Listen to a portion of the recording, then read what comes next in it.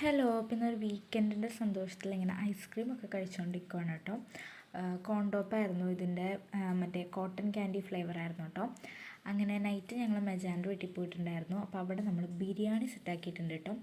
നമ്മുടെ ചിക്കൻ കറിയും സെറ്റാണ്, അതുപോലെ തന്നെ റൈസും സെറ്റാണ്.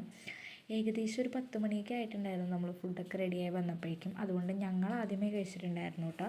അത് കഴിഞ്ഞിട്ടാണ് ഇവർ കഴിക്കാൻ വേണ്ടിയിട്ട് ഇരുന്നത്.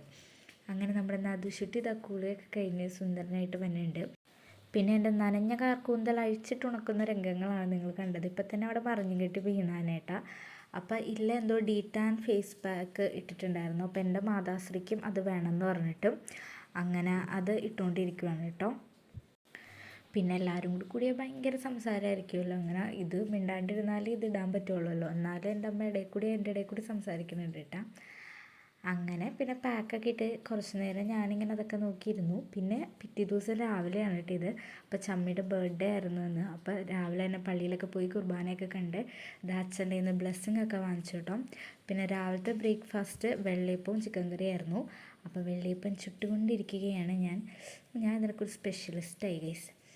അങ്ങനെ എൻ്റെ അടിപൊളി വെള്ളയപ്പമൊക്കെ ഞാൻ ചുട്ട് കൊടുക്കുകയാണ്. അപ്പോൾ നമ്മുടെ ഇന്നത്തെ ഒരു വീഡിയോ ഇത്രയേ ഉള്ളൂ കേട്ടോ.